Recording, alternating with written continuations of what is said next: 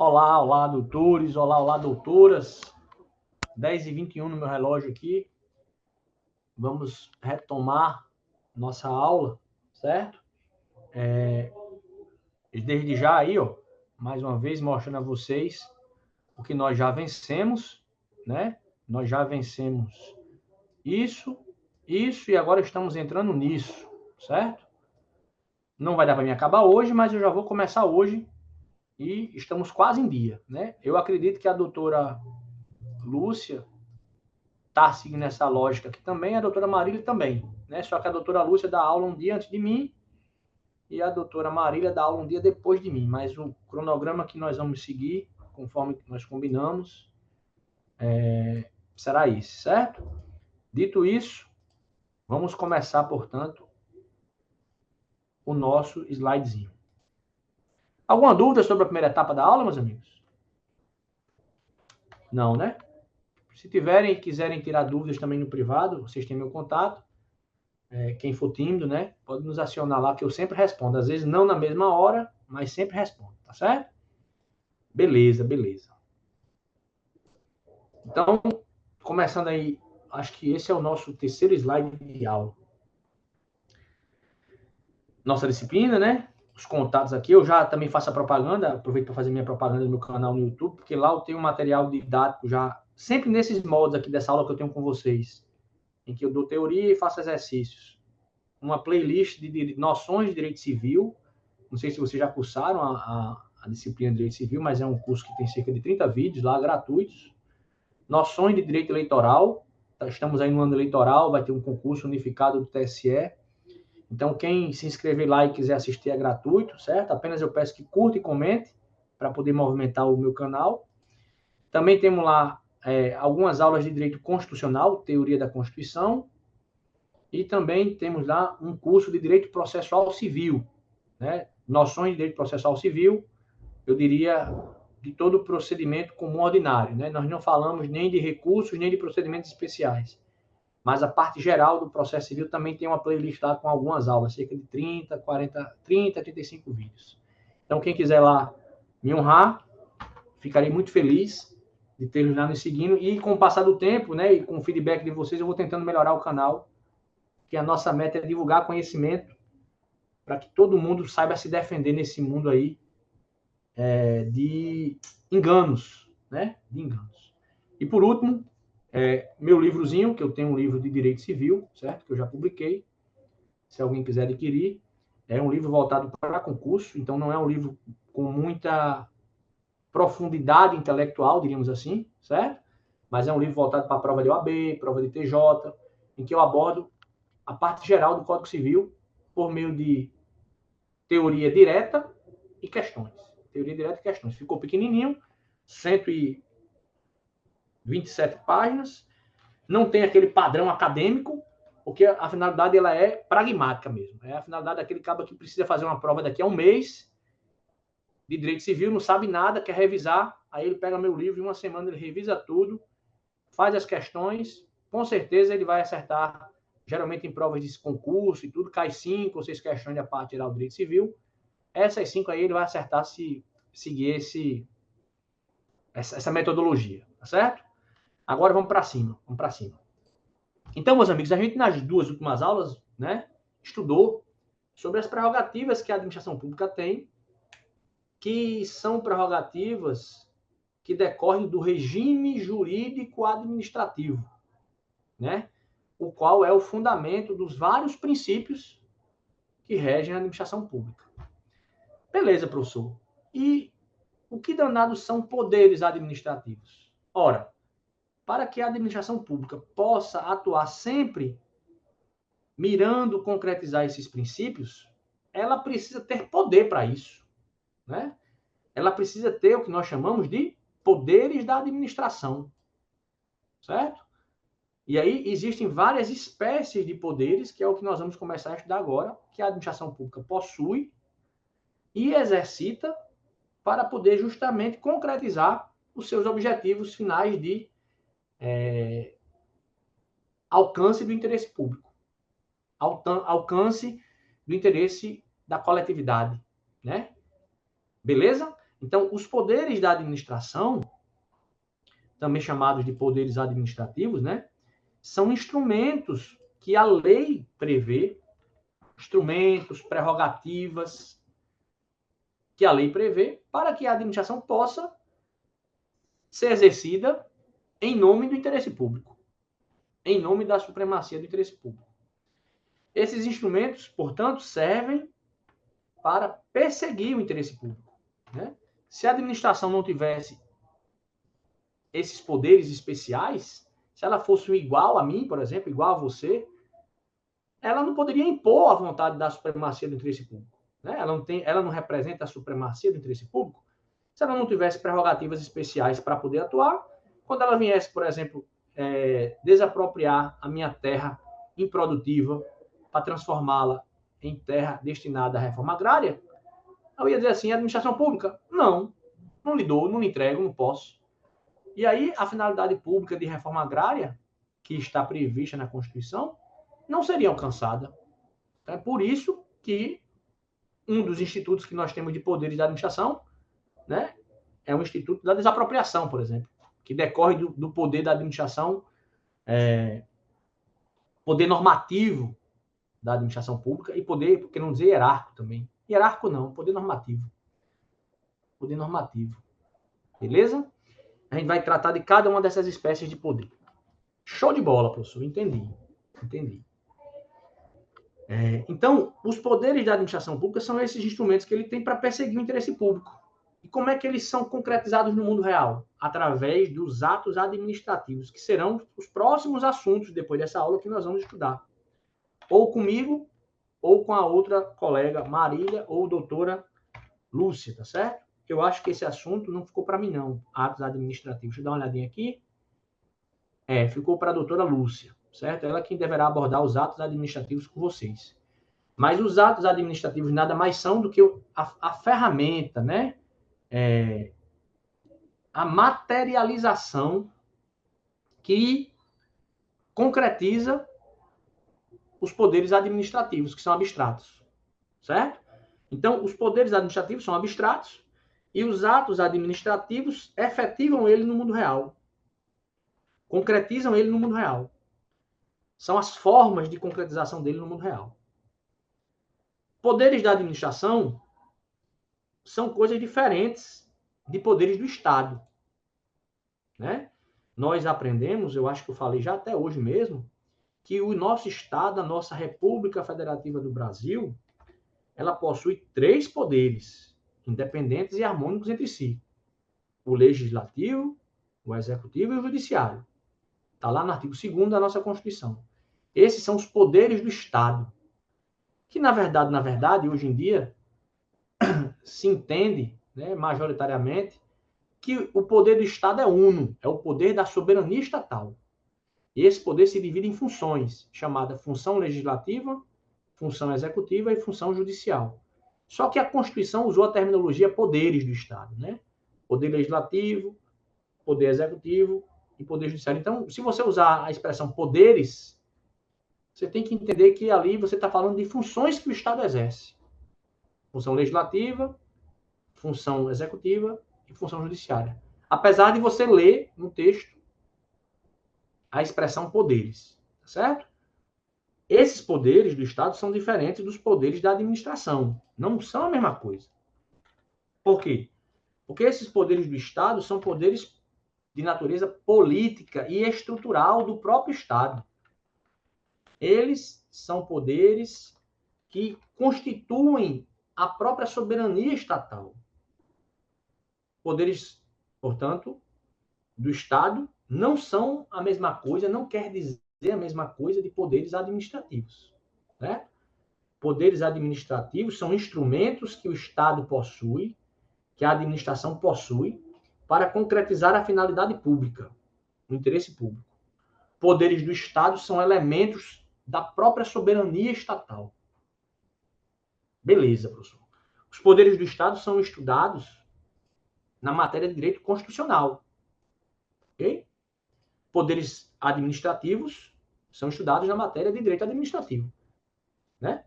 Então, por isso que nós não vamos adentrar nós não vamos adentrar no estudo dos poderes legislativo, judiciário e executivo agora, porque não faz parte do nosso conteúdo. Isso é uma matéria que vocês ou já pagaram, já cursaram aí, ou ainda vão cursar numa disciplina chamada Estado, Política e Direito, eu acho o nome da disciplina, da unidade curricular. Certo? Entendi, professor, entendi. Tranquilo. Todos esses poderes, repito, eles decorrem dessa ideia que vocês já concretizaram na sua cabeça, eu acredito, de tanto eu repetir, da supremacia do interesse público. Certo? E eles decorrem e eles são realizados por meio de atos administrativos que são subscritos, né? Que são assinados por agentes públicos.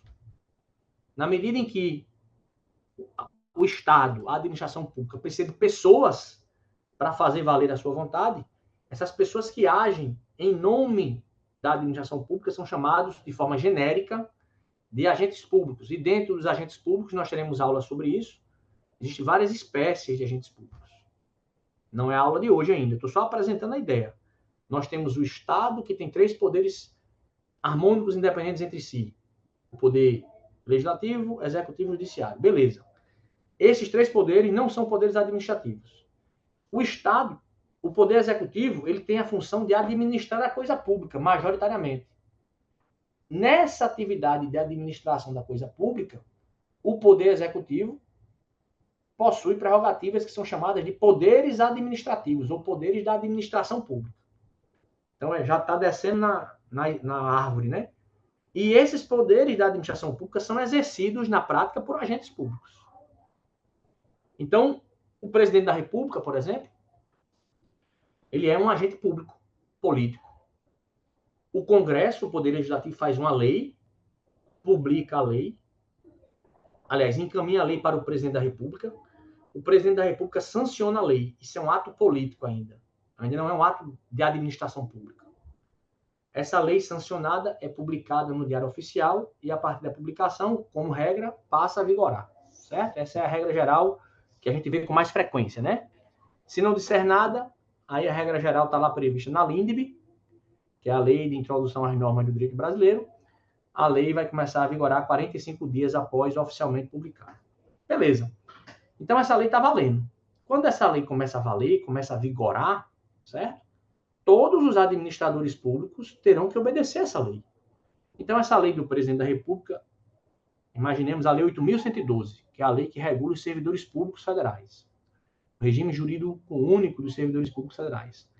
Nessa lei tem lá que os servidores vão ingressar para o concurso de provas ou de provas e títulos e que para poder ingressar ele tem que estar com comprovação de quitação eleitoral, idade mínima para o cargo, a prova tem que ser objetiva, aliás, o concurso tem que ser de provas ou de provas e títulos, então ele tem que passar por uma prova, depois que ele passa ele vai ser nomeado, tem que fazer um ato de nomeação, depois ele vai fazer uma posse, tem que fazer um ato de posse, onde ele assina um termo de posse, tudo isso está na lei.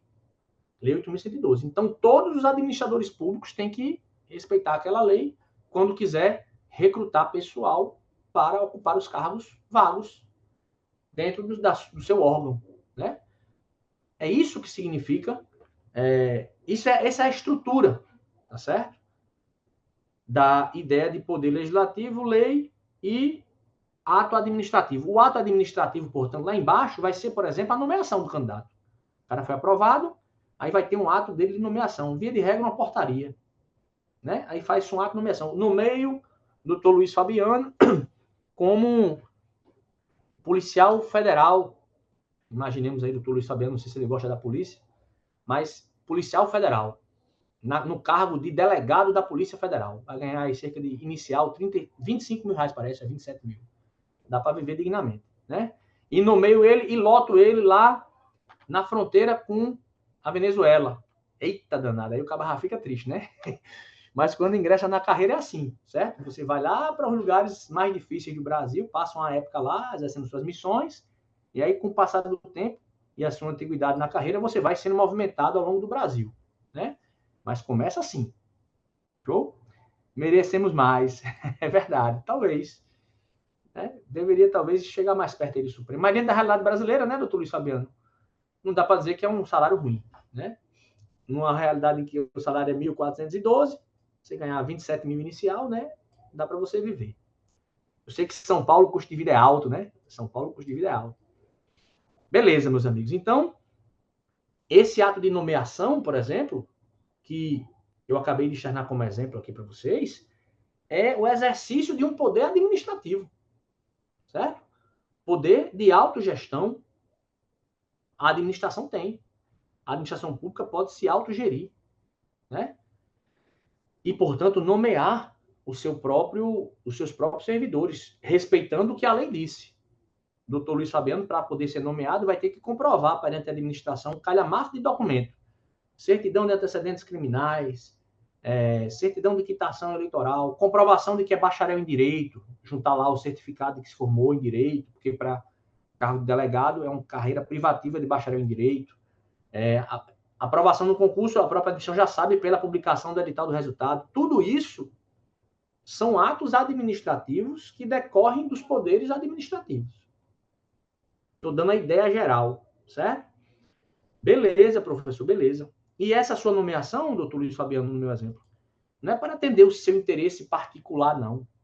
É para entender o interesse público de ter uma Polícia Federal com uma pessoa qualificada como o senhor, protegendo as fronteiras, por exemplo, dos crimes transnacionais de tráfico de drogas, tráfico de madeiras, né? Tráfico de pessoas, crimes aí, crimes tributários. É nisso que a Polícia Federal atua mais. Crimes eleitorais, né? Crimes considerados crimes federais. Então, o interesse, claro que tem o seu interesse pessoal quando você é nomeado, né? Você fez o concurso, você tem esse interesse pessoal. Mas a sua nomeação não é para atender o seu interesse pessoal, é para entender o interesse de toda a coletividade, de ter uma instituição como a Polícia Federal, responsável pela segurança pública do país, dentro de uma certa escala, né? Dentro de uma certa competência, atuando como Polícia Judiciária Federal, fazendo investigações, né? Crimes contra o meio ambiente, tudo isso é a Polícia Federal que faz lá naquela região ali do Brasil, certo? Beleza, professor, o interesse, portanto, é público. Show de bola. Todas essas prerrogativas que a administração tem, que se manifestam por meio dos poderes de forma abstrata e concretamente por meio dos atos administrativos emanados dos agentes públicos, todos esses poderes têm que ser previstos na lei, certo? Em virtude do princípio da legalidade. Mas, lembrando que essas previsões legais que dão à administração pública esses poderes, como principal finalidade que ela tem é a satisfação do interesse público. Show de bola. Show de bola. Essas prerrogativas, portanto, consubstanciam os chamados poderes do administrador público ou poderes administrativos. Isso foi só a introdução do assunto, certo? Também, esses poderes que o administrador público tem não são meras prerrogativas, não são meros direitos que eles têm. São deveres, certo? Então, quando a gente estuda a ideia de poderes administrativos, a gente está tratando, sim, de prerrogativas e direitos que o gestor público tem, sim, mas não só direitos, deveres, certo? É dever do Estado, por exemplo, garantir a segurança pública contra delitos de tráfico internacional de drogas. Está lá no artigo 5º da Constituição. Né? Crimes, por exemplo, contra o meio ambiente.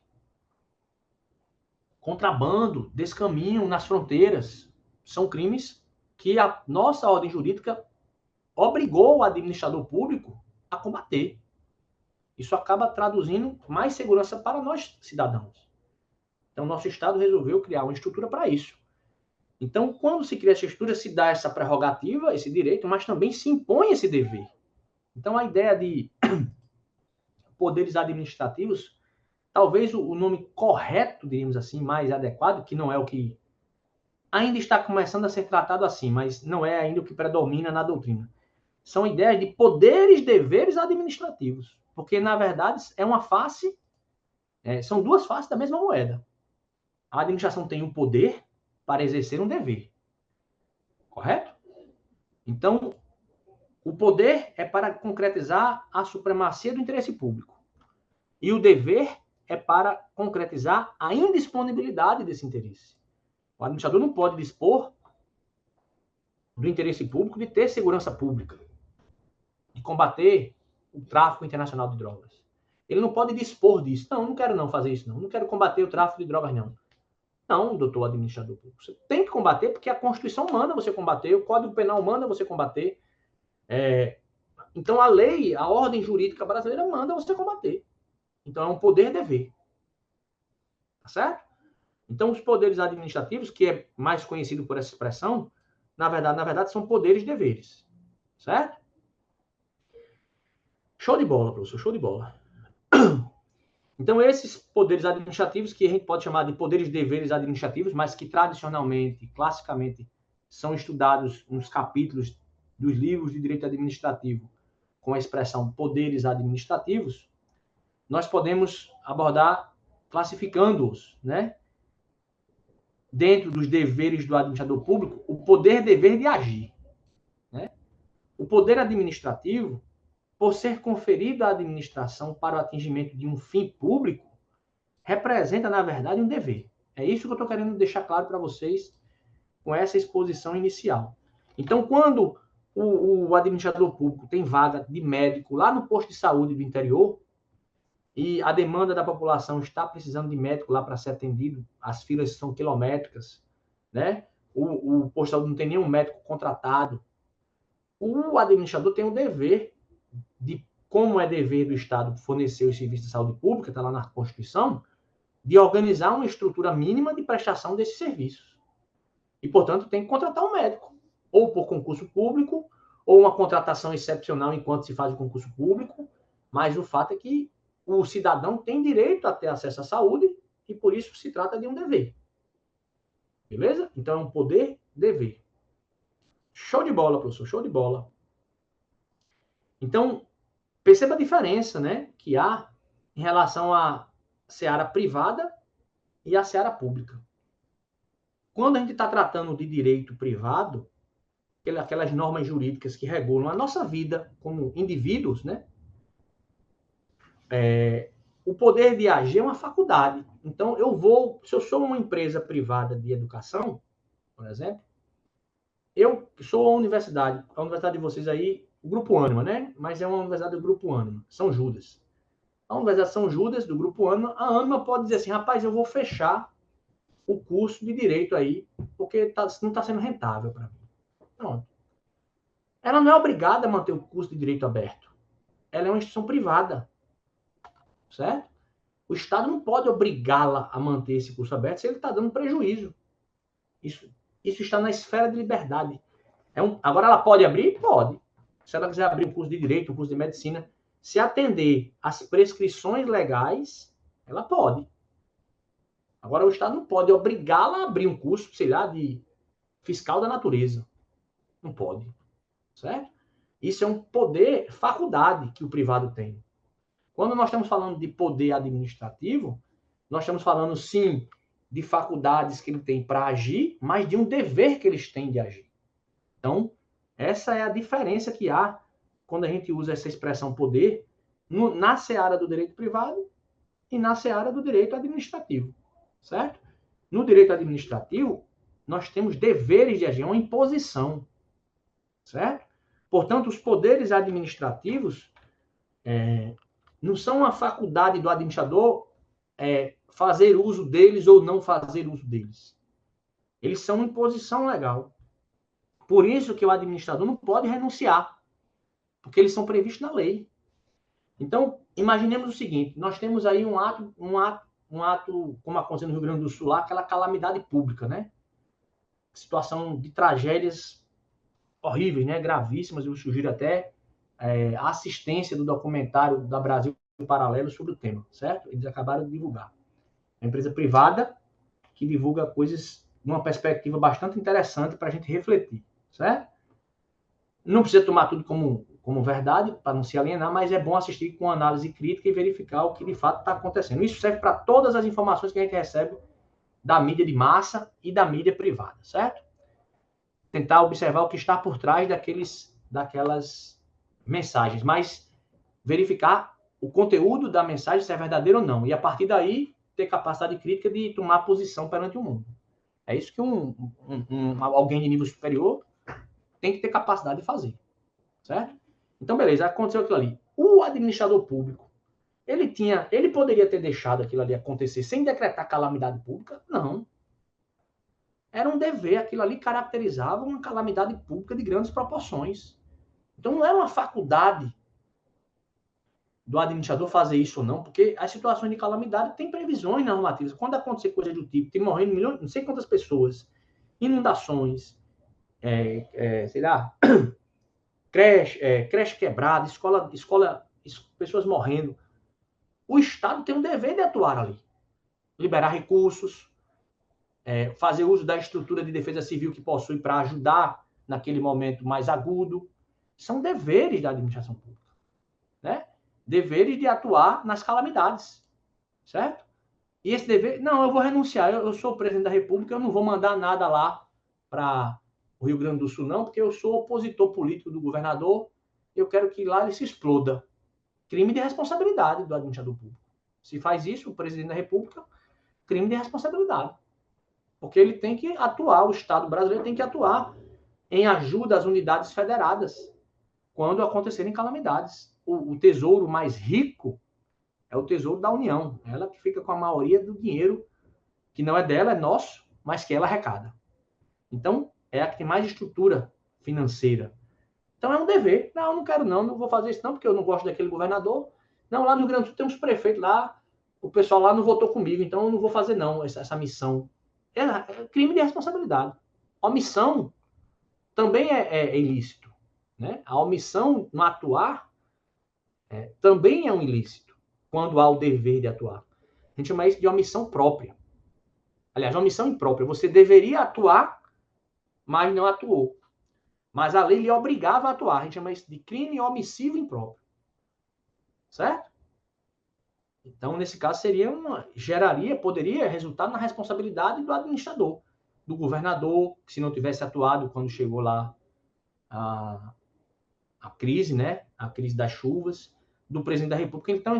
Então, tem hora que a gente vê assim, algumas pessoas, alguns gestores, né? Se vangloriando perante a imprensa, perante o público, de coisas que são meras obrigações deles fazerem. Né? Não deveriam se vangloriar, deveriam prestar esclarecimentos. Estamos fazendo isso, isso e isso. Os recursos estão limitados, mas nós vamos liberar o máximo possível.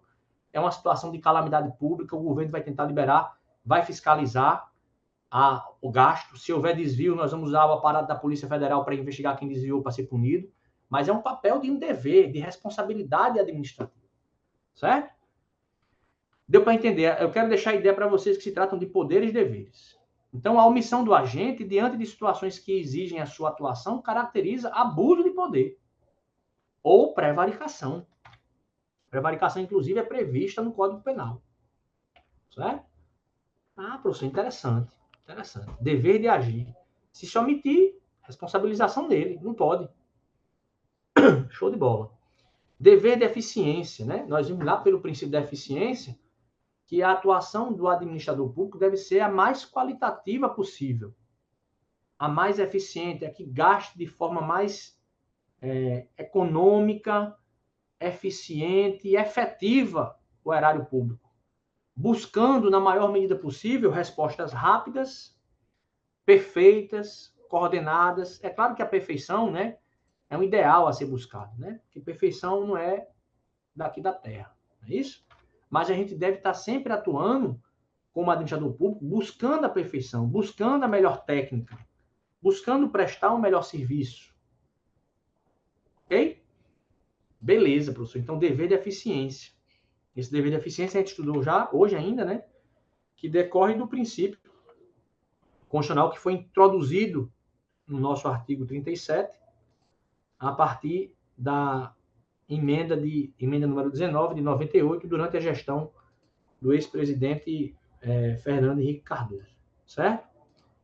Beleza, professor. Então, caso o agente público, né, em virtude desse dever de eficiência, surge como consequência, ou seja, como corolário, que se não houver eficiência do servidor público no atuar da sua missão profissional, se não houver eficiência do gestor público, é possível até mesmo que ele perca o cargo.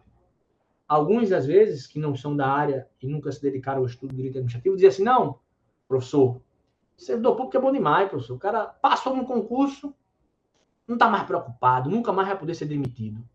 Bem, não é isso que a lei diz, né?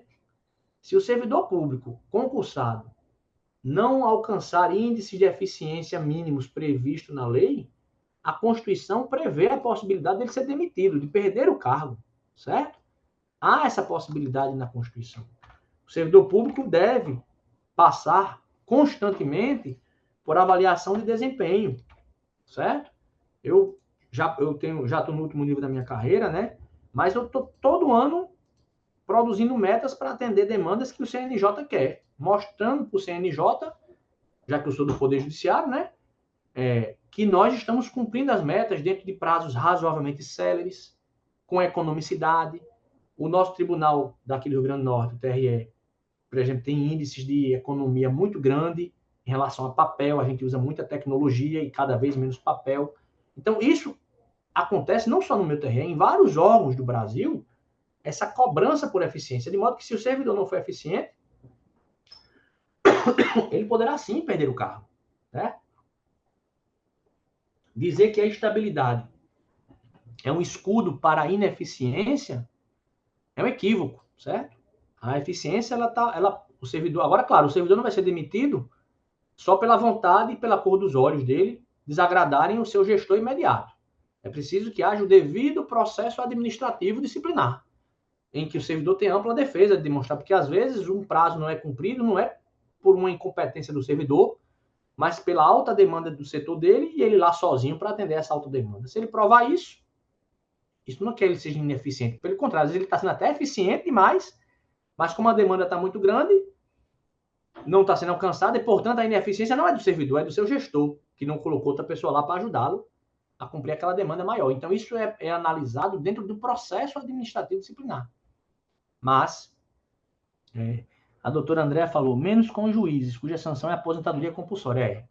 No caso do juiz, eles têm uma garantia da vitaliciedade e caso eles não cumpram plenamente os seus deveres, a sanção máxima que eles podem sofrer é a aposentadoria compulsória.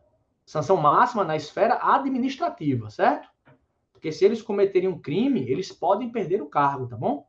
Se eles cometerem um crime, ou seja, se o ilícito dele administrativo for também um ilícito penal e houver uma sentença penal condenatória transitada em julgado, eles perdem o cargo. Já aconteceu no Brasil, certo?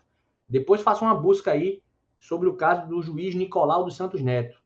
Botem aí no Google. Foi um caso de um juiz que perdeu, mas já houve outros. Esse é do meu tempo, eu lembro dele, sim. Como não lembrar do Lalau? Pois é, exatamente. Então é possível, sim. Agora é preciso que haja o processo judicial penal, que no Brasil já é lento para todo mundo. Imagina para um juiz, né? Muitas vezes o juiz conhece bem o direito, tem ferramentas e tem poder para poder fazer com que um processo demore muito e prescreva. Isso acontece com quem conhece bem o direito e com políticos, né, deputados, senadores que conseguem fazer muitos crimes prescreverem, certo? Candidatos à presidência da República, ex-candidatos à presidência da República, isso acontece muito. Por quê? Aí é uma falha, eu diria, do nosso sistema penal, né? Sistema de persecução penal, que talvez precise ser repensado para dar mais celeridade e inibir, talvez, não sei, diminuir as chances de a prescrição ser alcançada, tornando o direito penal mais efetivo. Porque, de fato, para alguns no Brasil, o direito penal parece uma ficção, né? Nunca são punidos efetivamente. E esses alguns que eu quero dizer aqui para vocês são uma pequeníssima classe de privilegiados, certo? Que tem condições econômicas bastante faustas, diríamos assim, né? Show de bola. A doutor Rafael diz, o juiz não é um funcionário público, ele é um agente político. Essa expressão funcionário público vai depender do ambiente que o nosso amigo esteja utilizando, porque ela é uma expressão que tem variabilidade no seu sentido. né? Se você ler lá o Código Penal, ela usa essa expressão funcionário público e incluiria também os juízes na definição que lá está. Certo? No âmbito criminal, no âmbito penal. Acho que é o artigo 323 do Código Penal. Não me lembro. Mas está lá previsto que enquadraria também os juízes. Mas os juízes, de fato, eles são, na classificação dos agentes públicos, um agente político. Né? Não se quadra como um servidor público, como é o meu caso.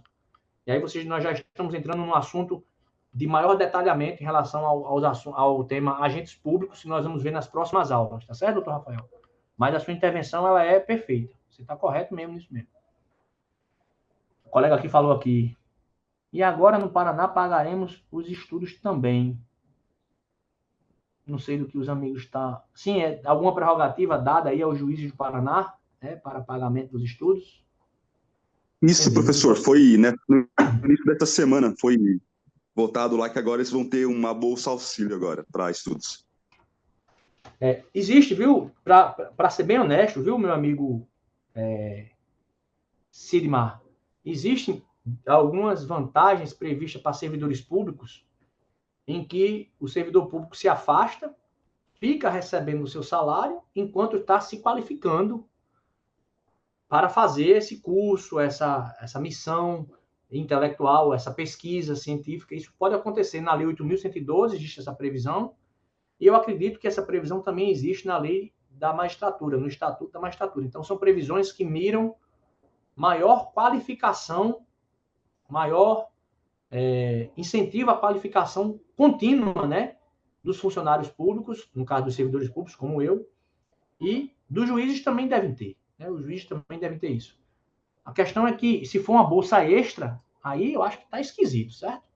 Eu acho que eles devem se afastar para receber o seu subsídio enquanto estão fazendo a pesquisa. Porque, vejam, é bom, até mesmo para a eficiência no setor público, que nós tenhamos servidores e magistrados e promotores, enfim, servidores, agentes públicos no sentido amplo, sempre se qualificando, né? se renovando intelectualmente, porque as ferramentas tecnológicas estão aí mudando, né? Inteligência artificial está aparecendo, e é importante essa formação contínua. Então, como eu não sei bem o caso do Paraná, que benefício seria esse? Porque nós já temos servidores no âmbito da polícia, não sei se na polícia militar alguém falou aqui também, ó. No caso dos PMs, o salário cai pela metade. Se eles forem estudar, doutora Maíra, se eles forem estudar, o salário deles cai pela metade, é isso? É isso. Se você vai prestar, fazer algum superior, da polícia mesmo, ou fazer algum curso, alguma coisa que a polícia oferece, o tempo que você está estudando, você não vai poder trabalhar do jeito que você trabalhava. E aí seu salário reduz pela metade para você conseguir, para você poder fazer, estudar. Bem legal. Fere a lógica do incentivo à qualificação, né? No âmbito da Lei 8.112, a lógica é outra, só. Porque, veja, pessoal, estudar é um trabalho, certo? Toda vida que eu vou dar uma aula para vocês, eu estou estudando, né? Então, o que eu, no âmbito da minha atuação, claro que na hora que eu vou dar aula, eu estou dando aula, mas, querendo ou não, isso repercute na qualidade do meu serviço, no cumprimento das minhas metas, no cumprimento das metas do CNJ, na prestação jurisdicional do cidadão comum que vem aqui procurar, do agente político. Então, a busca por qualificação, ela deve ser uma constante e deve ser incentivada. Esse incentivo aí da PM de São Paulo é esquisito, certo? Estranho. Deveria, pelo menos, se garantir a remuneração ordinária dele, enquanto ele está fazendo o curso, como também, se houver algo além disso, viu, doutor Sidmar, lá no Paraná, além da remuneração ordinária do magistrado, ele ainda ganhar uma bolsa por isso, professor, isso fere na minha cabeça... bolsa de estudo para curso de pós-graduação de mestrado e doutorado aos magistrados e servidores. Aos servidores eu até concordo, mas os juízes, poxa, já ganham 40 mil, 50 mil, não, poxa, poderia tirar do bolso, né? Porque, querendo ou não, o dinheiro está saindo dinheiro público, né? Mas é só uma crítica. Eu entendo. Eu acho que não deveria ter uma bolsa extra por isso. Deveria se garantir a remuneração ordinária e permitir que ele se afastasse durante a sua carga horária de trabalho, durante o intervalo de tempo necessário ao estudo, para ele fazê-lo. Porque também você passar a sua jornada de trabalho 8 horas, para depois você estudar, muitos aqui eu acho que fazem isso, né? o rendimento, pessoal, cai muito, certo? Eu não sei se vocês aqui trabalham e estudam. Muitos, eu fiz isso. Para me graduar em Direito, eu já trabalhava. Então, é pesado, é cansativo. O rendimento, você tem que se esforçar muito mais. Isso acaba desestimulando. Então, na minha leitura, seria razoável apenas a manutenção do salário e o afastamento legal para ele poder fazer a pesquisa dele, o estudo dele, como já é no caso dos servidores públicos. Acho que também não deveria ter bolsa a mais, não, porque o cara já está ganhando para estudar. Né? Você já tem a sua remuneração. Agora também reduzir a remuneração, como diz a doutora Maeli, para o pobre do policial militar ou oficial e fazer um curso, desestimula. Quem é que vai querer sair para fazer o curso? Né? Para se qualificar melhor e prestar melhor os seus serviços policiais. Então, é claro, esse estímulo também tem que ser pensado com prudência, porque não pode todos os militares ao mesmo tempo saírem juntos para estudar. Isso tem que ser feito, tem que ter um número de vagas por semestre, alguma seleção interna para ver os melhores, para que os melhores vão. Mas é possível equilibrar os interesses, né? Mas, de fato, a busca de qualificação, e aí, nesse sentido, eu acho que serve para todos, médicos, juízes, promotores, advogados, servidores, deveria ser estimulada pelo Estado, porque, no final, repercute no interesse público de uma prestação de serviço melhor ao povo. Mas sem os exageros que, aparentemente, aí o doutor Sidemar trouxe, né? Uma bolsa extra, cara. Aí, não sei se isso aí já é, talvez, já ofenda o contribuinte, né? Que tem dois neurônios. Eu coloquei no chat, professor, projeto de lei 440 de 2024 do Paraná. Ainda é projeto, né? Ainda é projeto, né? Cabe aí os representantes do povo do Paraná. Isso, eles ainda podem barrar ainda. Não aprovar, né? Cabe aos representantes do povo do Paraná. Então, vocês do Paraná falem com os deputados estaduais para que isso mantenha-se como está. Tá bom, pessoal. Olha, se eu tenho vontade de fazer doutorado. Eu queria fazer doutorado lá em Portugal, na Universidade de Coimbra, que eu acho ela muito tradicional, muito histórica. Eu ficaria feliz de fazer isso.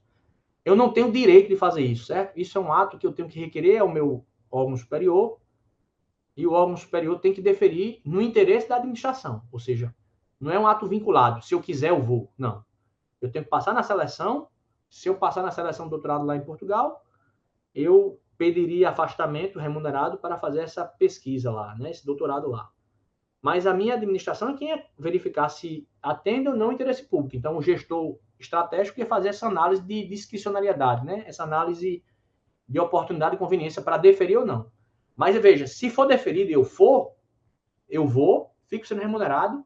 Quando eu acabo o doutorado, eu retorno para minhas funções, para aplicar aquele meu conhecimento que eu adquiri da pesquisa, eu tenho que ficar, no mínimo, dentro da minha instituição, o prazo que eu fiquei fora estudando, para retribuir o investimento que eu tive para a minha educação. Então, isso é uma coisa proporcional, eu acho interessante.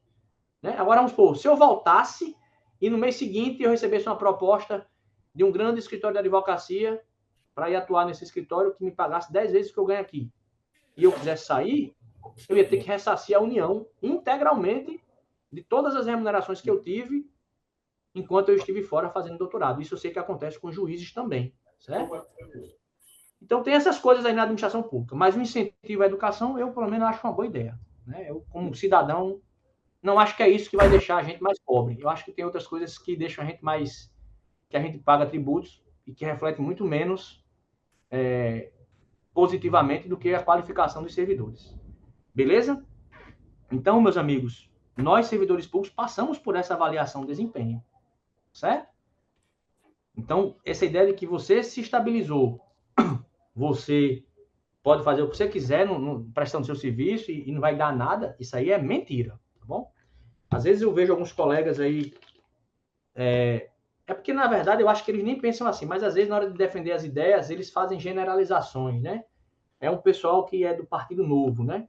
São muito ligados à ideia do Estado mínimo. Eu concordo que a ideia do Estado mínimo ela não é uma ideia ruim em si, certo? Mas o Estado, pessoal, é uma instituição que precisa existir, claro, apenas com o necessário, não tão grande, mas é o Estado que consegue, de algum modo, fazer melhor, eu ainda acho que pelo menos, com muitas falhas que o Estado tem, distribuição da riqueza. Né? Porque o mercado só, que é a ideia de alguns liberais que nós temos, mais, entre aspas, radicais, né? O mercado só, ele não vai investir em lugares onde não vai ter lucro, certo? Só que existem lugares em que há pessoas humanas que precisam de intervenção estatal, né? Precisam de serviços públicos, precisam de serviços médicos. E talvez no futuro distante o mercado conseguisse alcançar aquela necessidade ali. Mas como não há mercado consumidor que justifique a atuação do mercado privado em alguns setores, essas pessoas iriam ficar completamente abandonadas. Por isso a necessidade ainda do Estado existir, eu acho que ele vai sempre ser necessário, até para garantir a soberania nacional, enfim, garantir a nossa cultura, a proteção dos nossas riquezas naturais, e o Estado vai sempre necessário. Então, às vezes a turma do Novo tem umas ideias que eu não sei se eles pensam assim. Às vezes eu vejo umas ressalvas, mas muitos nos discursos não trazem ressalva alguma e dizem, não, o servidor público é tudo vagabundo. Aí, meu irmão, você está sendo desarrazoado, né? Certo? Desarrazoado. Porque se não fossem os serviços públicos, por exemplo, nós não teríamos polícia, né? Se não fossem os serviços públicos, não teríamos hospitais públicos aí que salvam milhões de vidas, né?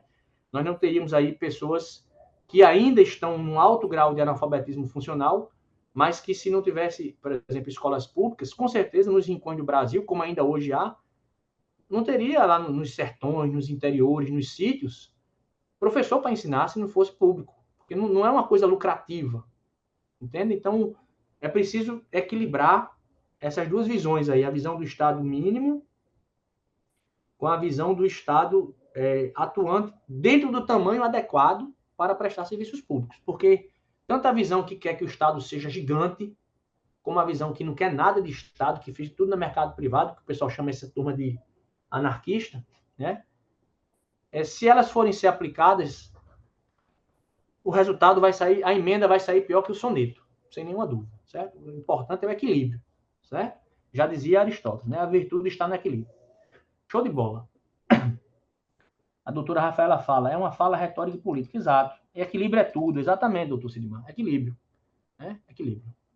Até os teóricos economistas falam sobre a necessidade do Estado. Exatamente, doutor Rafaela. Não podemos... Por isso, quando a gente escuta essas... Às vezes, eu acho que alguns falam essas ideias retóricas e políticas, como você disse, para equilibrar o discurso do outro lado, que é um discurso bastante estatizante. Se for assim, eles deveriam deixar isso claro, né? Porque às vezes a gente até vê boa-fé e honestidade em alguns deles, só que quando eles vão traduzir essa boa-fé, essa honestidade, defendendo certas ideias, eles se parecem mais ou tão radicais quanto os outros do outro polo, né? Do outro polo, diríamos assim, ideológico. E isso não vai nos levar à virtude como nação, como sociedade, certo? A gente tem que ter equilíbrio, racionalidade, proporcionalidade, equilíbrio. Essa é a palavra. Show de bola, show de bola. Vamos lá, para a gente também não entrar no debate político e brigarmos aqui no nosso grupo. Nossa intenção não é essa, certo? Lembrando que a minha crítica aí, eu falei do Partido Novo, mas eu tenho muita admiração por alguns membros do Partido Novo. Respeito muito, acho que eles são honestos intelectualmente em muitos assuntos, mas precisa externar melhor as suas ideias às vezes. Beleza. Dever de probidade. É o dever que todo administrador deve ter, né? Tem a ver com aquele princípio da moralidade administrativa. O administrador tem que agir com probidade, com honestidade, certo? Então, já tínhamos tratado um pouco disso quando falávamos dos princípios. Dever de prestar contas, modernamente conhecida pela palavra em inglês accountability, né? Que é o dever inerente de qualquer agente público que atue em nome do interesse público, prestar contas do seu mistério, das suas funções, certo? Esse dever de prestar contas, ele não alcança apenas os administradores, né? Os políticos de plantão que estão gerenciando a coisa pública. Se aplicam a todas, qualquer pessoa que tenha sobre sua gestão bens ou valores públicos, mesmo que sejam pessoas jurídicas privadas. Se tem lá, a Petrobras é uma pessoa jurídica privada, certo? Ela é uma empresa, sociedade de economia mista, é isso? Tem capital privado e tem capital público, majoritariamente público.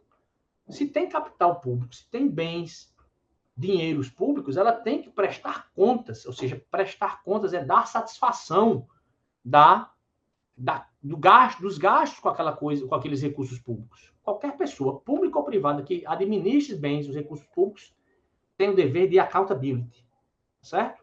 Trata-se de dever constitucional de transparência também, né? Como nós vimos nos princípios. Então, perceba que esses poderes, todos eles decorrem daqueles princípios que nós estudamos e tem associação de conteúdo com eles. Beleza? Show de bola. Portanto, o poder administrativo é um poder-dever. Eu acho que depois de eu falar tanto, vocês já devem ter assimilado essa ideia, né? Trata-se de um poder-dever, não são meras prerrogativas, né? São poderes e deveres que devem ser realizados pelo administrador público. Não é uma faculdade da administração prestar serviços públicos com eficiência, prestar serviços públicos de qualidade, gerir a coisa pública com profissionalismo. Não é faculdade, é um favor que eles estão fazendo. Quando a gente olhar para um agente público, meus amigos, a gente tem que olhar para eles como nossos funcionários, e não como nossos ídolos, certo? Às vezes a gente olha como ídolos, né? Todos que passam aí, desde o Poder Executivo Federal até o Poder Executivo Municipal aqui, eu olho para eles como sendo meus funcionários. Então, eu não idolatro nenhum, ninguém deve idolatrar nenhum. Né? A gente deve olhar como nós, porque eles estão fazendo quem está pagando para eles fazerem. Quando vocês fazem um contrato com a Vivo, de seu celular, e você olha para a empresa Vivo, você fica idolatrando a empresa Vivo, ou o ecossistema Anima, por exemplo? Não. Vocês estão pagando pelo serviço que nós estamos prestando. Então, nós temos que prestar um serviço de qualidade para vocês, na maior medida que a gente puder. Né? É um dever contratual, nesse caso. No caso do administrador público, o dever é legal, é constitucional. Por isso que a gente deve estar sempre de olho fiscalizando eles, né? Com racionalidade, né? Sem tantas paixões. Eu sei que é difícil, pessoal. Isso que eu estou pregando é difícil, às vezes a gente se deixa levar pelas paixões, mas nós que vamos ser cientistas do direito, né? Temos que, no nosso atuar profissional, se afastar um pouquinho das paixões para ficar na análise racional e objetiva dos fatos. É isso que a gente precisa fazer. Assim a gente evolui. Show de bola. Alguém quer fazer uma pergunta? Não? Alguém levantou a mão? Não, né? Doutor Raimundo está com o som ligado? Quer fazer alguma pergunta? Doutor Arthur Raimundo? Ligado aí, professor? Tá ligado. Precisava você fazer uma pergunta. Já ia ele passar a palavra. Deixa eu desligar aqui, professor. Então, beleza. Entenderam, né? Entenderam? Show de bola. Aí eu trago aqui uma lição do professor Celso Antônio Bandeira de Mello, né? Que diz que os poderes, na verdade, são dever-poder. Ele muda a expressão de poder-dever para dever-poder, porque ele diz o seguinte, que o dever vem antes do poder, né? Quando a gente bota poder-dever, a gente dá a ideia de que é uma faculdade que deve ser exercida.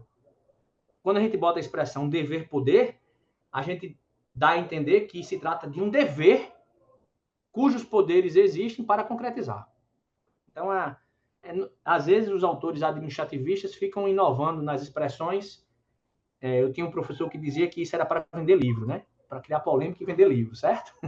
Mas o fato é essa ideia que eu quero deixar para vocês. Os poderes administrativos são prerrogativas que a administração pública tem, que dar a ela instrumentos para atuar na busca da concretização do interesse público.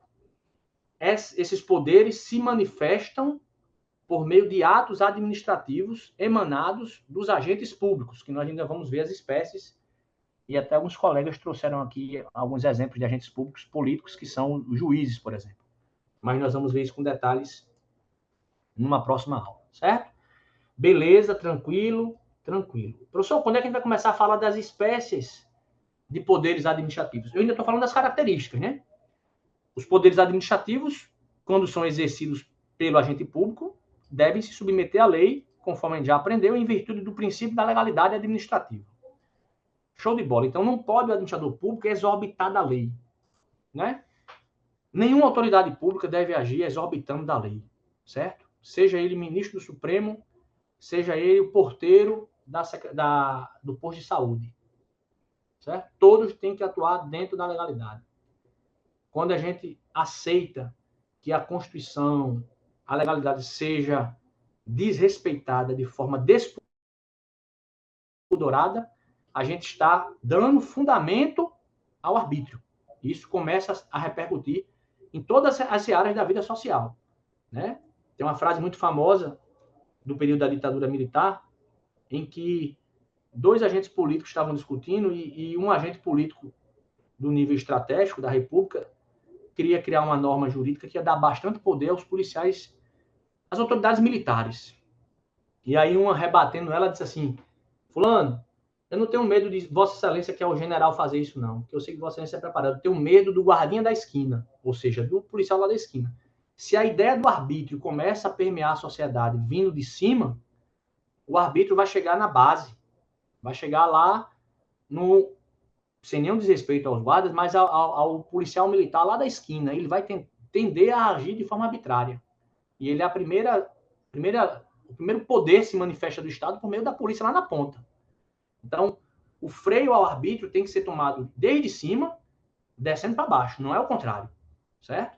Se os exemplos de cima agem com arbitrariedade, a arbitrariedade começa a permear o ideal de todas as autoridades de níveis inferiores, e isso prejudica muito o convívio democrático, né? E, em último grau, pode levar até a rupturas, né? Revoluções.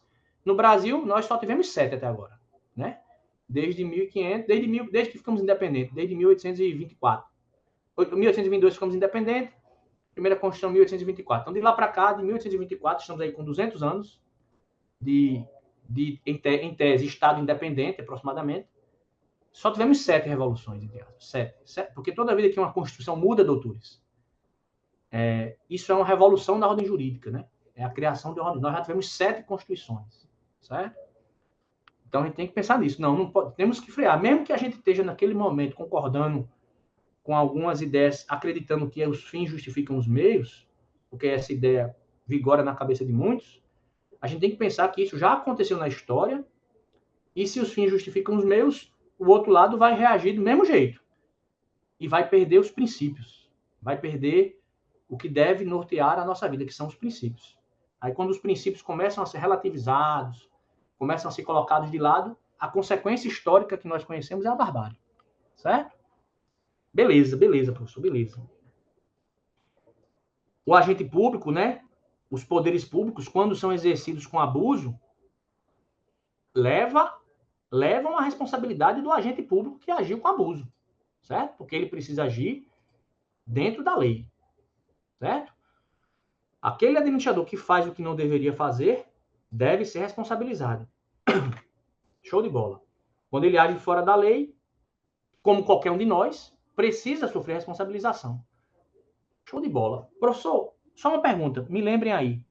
A nossa aula é até 11h20 ou 11h50? Quem lembra? Acho que é 11h40. Acho que é 11h40, 11h40? professor. É 11h40. Perfeito, muito obrigado. Só para eu ter certeza aqui. Então, professor, o abuso de poder, porque eu estou dizendo que a administração tem poderes, o agente público age em nome do interesse público. E às vezes a gente percebe que ele age com abuso de poder. O senhor acabou de falar do abuso de poder, quando ele age fora da lei, né? Então, como é que a gente estuda esse abuso de poder? Esse abuso de poder, ele é estudado pela doutrina administrativista também, certo? E ele pode se manifestar de duas formas.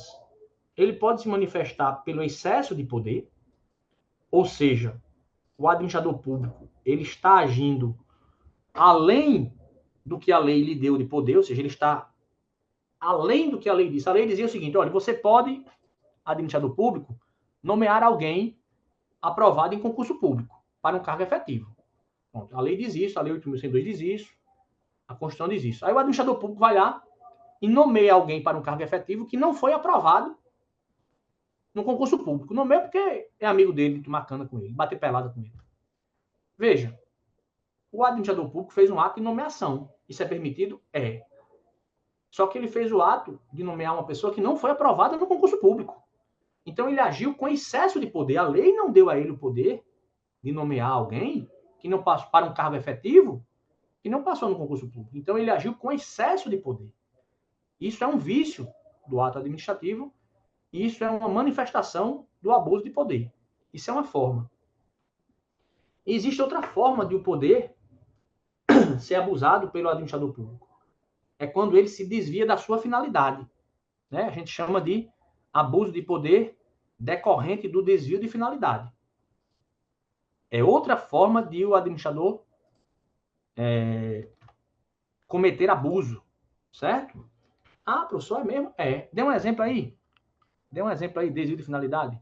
Eu dei no começo da aula, né?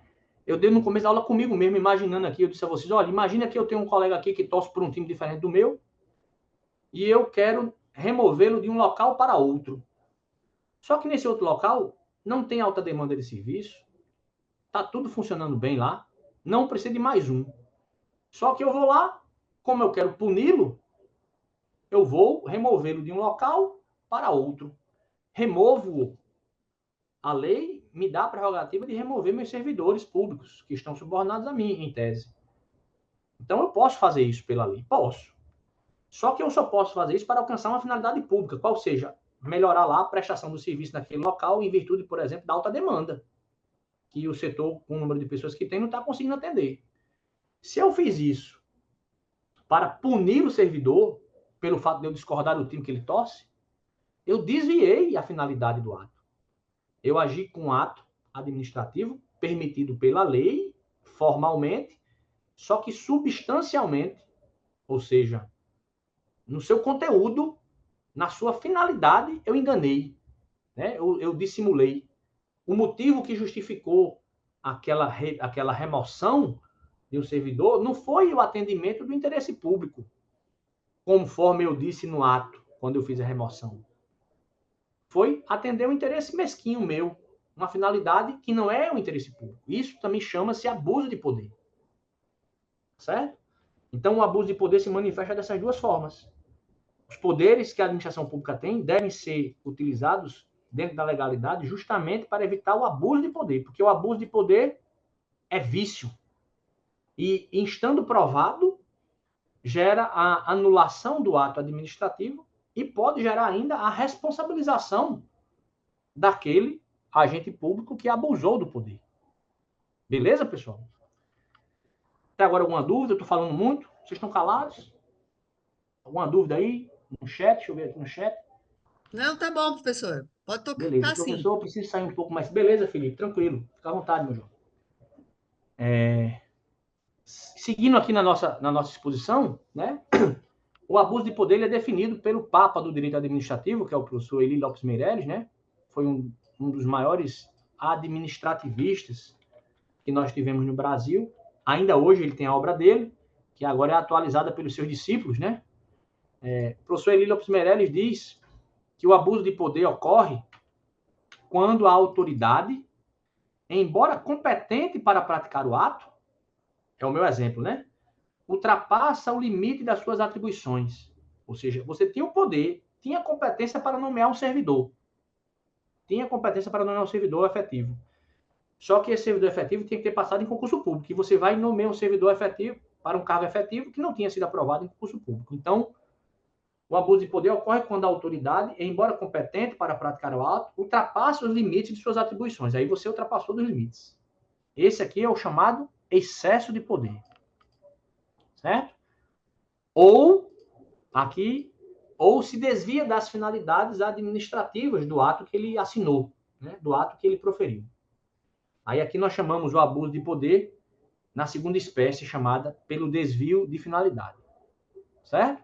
Então, excesso de poder, a autoridade extrapola o limite de sua competência. Exemplo da nomeação de alguém não aprovado em concurso público para um cargo efetivo. Já desvio de poder, pelo desvio de finalidade, o agente público faz o ato pensando numa finalidade diversa da finalidade que a lei prescreveu. Eu trouxe até um exemplo aqui, que é bem clássico, certo? Que é o exemplo da tortura, né? Que, lamentavelmente, ainda acontece no Brasil hoje, certo? Lamentavelmente. É um país civilizado como o nosso, que pretende ser civilizado como o nosso, ainda temos essas práticas em alguns lugares. Às vezes até decretadas aí por altas autoridades da República, né? de forma disfarçada, diríamos assim. Há, hoje em dia, doutores, um ex-policial federal de carreira, concursado, que chegou a ser diretor da Polícia Federal, que está preso aí há cerca de 1 ano e pouco, sem ter nenhuma ação penal ainda em face dele tramitando. Está preso preventivamente, certo? Isso é tortura? Querem que ele diga alguma coisa. Ele até agora não disse nada, não sei se não disse porque é doido, quer ficar sofrendo, ou se não disse porque de fato não tem mais nada a dizer. Eu não sei, eu não estou investigando, mas o fato é que ele está preso sem ação penal.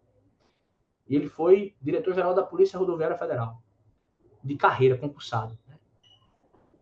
E a acusação, segundo eu soube, é porque ele proibiu, aliás, ele fez a atividade de fiscalização durante o período eleitoral, durante o dia da votação, para punir, né, o transporte ilegal de eleitores de um dia para o outro. Isso é um crime, está previsto na lei 6.000, esqueci o número da lei. Eu digo que é um crime porque eu sei que eu já tive que fazer minuta de decisão para juízes eleitorais condenando pessoas que durante o dia do pleito estavam transportando de forma ilegal pessoas, né? Aquele candidato que está lá, vai pegar a pessoa na outra cidade para trazer para votar na sua cidade, né? Isso aí a gente sabe que acontece em todo o Brasil. Quem tem poder econômico faz isso. Contrata um ônibus, aí vai pegar a pessoa lá na outra cidade para vir votar nele. Deve também acontecer aí por São Paulo. E a Polícia Federal estava combatendo esse crime. E aí disse que ele estava prendendo pessoas que iam votar em um determinado candidato, impedindo elas de exercerem o voto. Ora, como é que ele sabia que as pessoas iam votar? Ele lá de Brasília sabia que as pessoas iam votar em um outro candidato? Como é que ele sabia disso? A acusação é essa. Ele ainda está preso, certo? Isso é lamentável, né? Com todas as vênias aí é quem determinou essa prisão, certo? Show de bola, show de bola. Então, o exemplo é o seguinte, tortura. Por exemplo, quando um delegado prende um sujeito, eu estou usando aqui a expressão delegado, eu não quero usar a expressão ministro, certo? Né? E esse delegado tinha um mandado de prisão para tanto. Então, ele estava cumprindo a ordem judicial. Beleza, até aí ele está dentro da legalidade. Só que, além de prender, ele tortura o acusado, para que o acusado confesse determinado crime. Aí ele já está agindo com abuso de poder, doutores. Ele já está agindo com abuso de poder. Certo? Porque a tortura não é autorizada. Beleza? Então ele começou agindo na legalidade, com base em um mandado, só que ele não tem o poder dele de investigar, não permite ele realizar a técnica de tortura para obter confissão. Então ele excedeu o poder que ele tinha. Tá joia? Isso é um exemplo de abuso de poder. E o abuso de poder desvio de finalidade, eu já falei para vocês, eu vou só ler aqui rapidamente, é o caso da remoção, né? O administrador tem competência para agir, mas ao agir, cumpre a ordem, cumpre a lei, certo? Só que para satisfazer o interesse próprio. É o meu exemplo lá da remoção do meu colega que torce por um time diferente do meu. Agir com tudo bonitinho. A forma do ato administrativo, tudo bonitinho. Só que o vício é ideológico. Eu não fiz para atender a necessidade pública do setor X que estava precisando de um servidor para dar conta da demanda. É um vício subjetivo, ideológico, certo? Eu fiz para punir aquela pessoa que torce por um time diferente do meu. O nome disso é abuso de poder na modalidade desvio de finalidade. Tranquilo, pessoal? Tranquilo. Então, doutores, já são 11h30. Eu não vou começar agora a falar das espécies de poderes administrativos. Nós vamos continuar esse assunto na próxima aula. Exatamente, doutor Sidmar, pessoas presas sem o devido processo legal, né? Eu não posso falar nome de ninguém, pessoal, porque eu tenho medo de ser preso, certo? Vocês fiquem à vontade para falar o que quiserem, mas basta ter 2 neurônios e ser honesto consigo mesmo que vai se perceber o que está acontecendo, que já ultrapassou o razoável, certo? Já ultrapassou todas as justificativas possíveis de defesa da democracia e já é melhor parar logo, porque está começando a ficar feio, né? Usando uma linguagem bem coloquial. Preciso que a sociedade brasileira fique atenta a isso, porque vai repercutir nos próximos 50 anos do Brasil, isso, certo? Se não fizer um freio, as instituições, né, dentro da Constituição, evidentemente, dentro da lei, não houver um freio, os próximos 50 anos nossos são tenebrosos. Doutores, muito obrigado pela atenção. Nós vamos continuar na próxima aula de onde paramos, tá bom? Um abraço a todos, até a próxima. Um Valeu. abraço, professor. Até a próxima. Valeu.